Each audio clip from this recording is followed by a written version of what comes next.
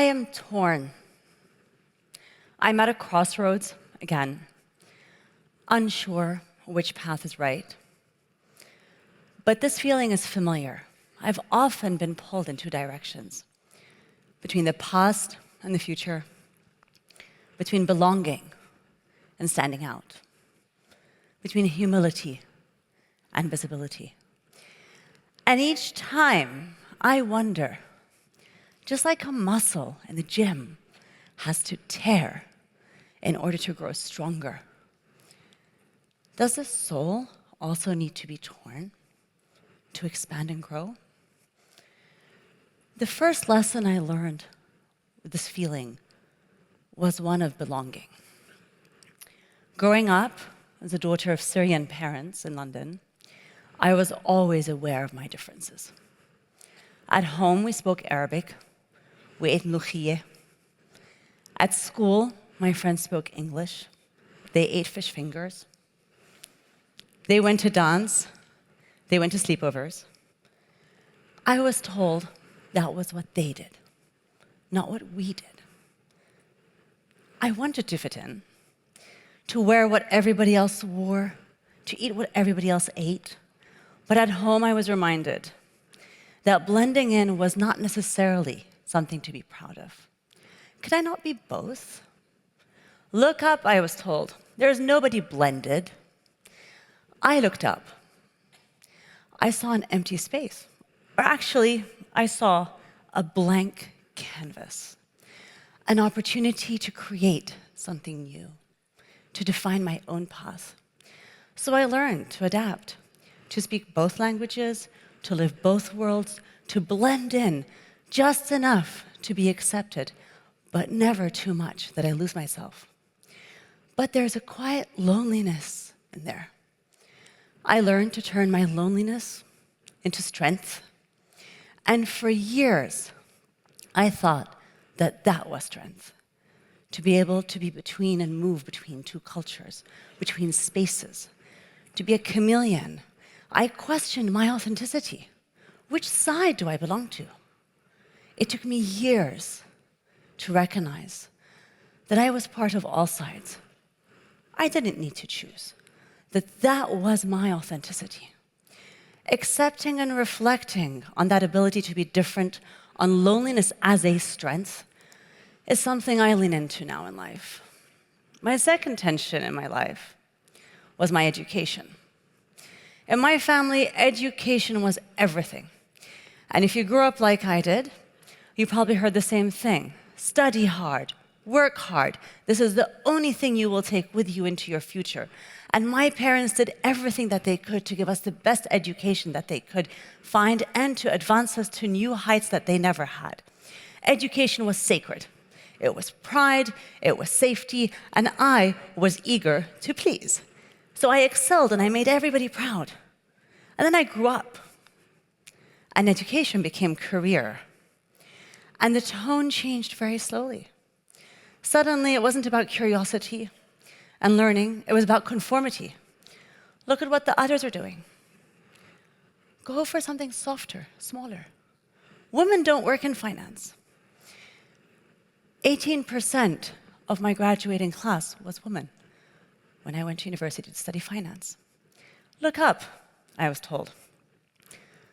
There's no woman there. I looked up. I discovered an empty space.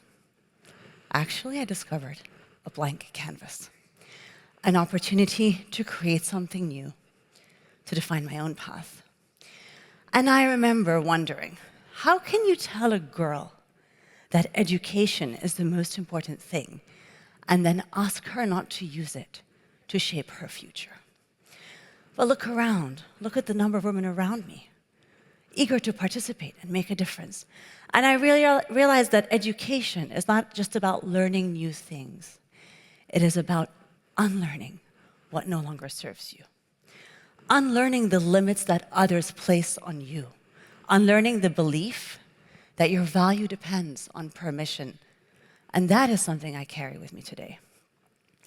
And years later, the third tension appeared, one that felt familiar and foreign at the same time. As young children, we're told to dream big, be all you can be, go as far as your imagination will allow you. And if you remember your childhood, you know what that felt like. Unlimited possibility. Each of us had a dream of what we would be when we grew up, who we would be. Nobody told us we couldn't, except somewhere along the way, as young girls become young women, the tone changes. Be smaller, stay soft. Don't be too much. Don't intimidate. Women need supportive partners, not strong, not assertive. Stay small. Don't shine too bright. The same traits that were celebrated in girls became criticized in women. Ambition became arrogance. Confidence became a threat. Drive became disruption. Do I really have to choose between ambition and acceptance? Do I really need to shrink myself to make others feel comfortable? Look up, I was told. There's nobody like that there. I looked up, and again, I found an empty space, a blank canvas, an opportunity to create something new, to define my own path. For years, I tried to fit into the version of leadership that already existed around me, measured, reserved, shaped by decades of how leadership was supposed to look. But slowly, very slowly, I learned I didn't have to choose. You can be grounded and still take up space. You can be gentle and still lead loudly. You can be humble and still shine.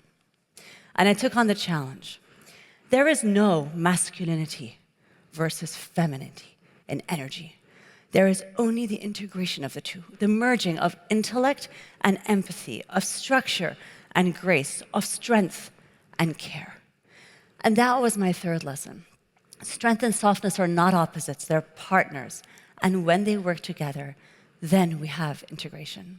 And bringing this feminine energy into a masculine world of finance is where I am today. Scaling the family business from $60 million in revenue to $600 million, leading an IPO, being the first yoga and health chain in the Middle East, former chief investment officer at the Dubai Future Foundation, and now an Arab woman building a venture capital firm, a woman in finance. In this industry, around the world, as mentioned, a mere 2% of venture funding is managed by women, which means that for every $1 million a woman manages, a man manages $50 million. We accordingly choose which technologies to fund in that ratio. For every $1 million that a woman decides where to invest, a man decides for $50 million. Which founders should get the funding? Which industries? Which technologies? Defense or healthcare? Gaming or education? Today, founding and leading global ventures, I have seen firsthand what capital does when it's directed towards meaningful innovation. We've built a firm and managed $400 million. We deliver top decile returns globally. We invest in emerging markets in a region with 450 million people, 60% under the age of 30, the fastest GDP growth in the world. Our region's not primed for just catalytic growth and outsized returns, but also for scalable impact. We've invested in 70 companies across fintech, health tech, edtech, agritech, and many others. Our founders, who we select for mission-driven approaches and alignment, align with our values. They've generated returns for our investors that rank in the top 10% globally. Today, 26% of our companies are valued at over $100 million. Combined revenues of $1.7 billion in the last quarter alone. Our founders have raised over $2.4 billion of subsequent funding. Their revenues have grown six-fold since we've invested on average over the last 7 years. And so many of our portfolio companies are changing even Europe and the US by bringing these great technologies here. But, and I say this quietly with my feminine energy, they have also created 14,000 jobs. They have financially included 60 million people. They have given access to healthcare to 8.4 million people that have never had access to healthcare across 100 countries. And why does this matter? Because it shows that capital deployed well, when the masculine works with the feminine, not only generates returns, but improves the world. So now, today, I find myself torn at a crossroad. How do we manage to continue to make this change? Instead of focusing on the imbalances in finance, can we lean into the lessons learned in life? That loneliness can be a strength, that we can learn to move through the world, feeling not defined by our differences, not learning from limits, but getting rid of limits, unlearning them. Can we embrace the masculine and the feminine to create meaningful change and powerful outcomes? As I look up today, I find an empty space, a blank canvas, an opportunity, invitation to create something new, to define my own path. But I am very inspired. As Ralph Emerson once said, do not take the path less traveled. Go where there is no path and leave a trail. A path that we can collectively create. A path that we continue to imagine as it unfolds before us.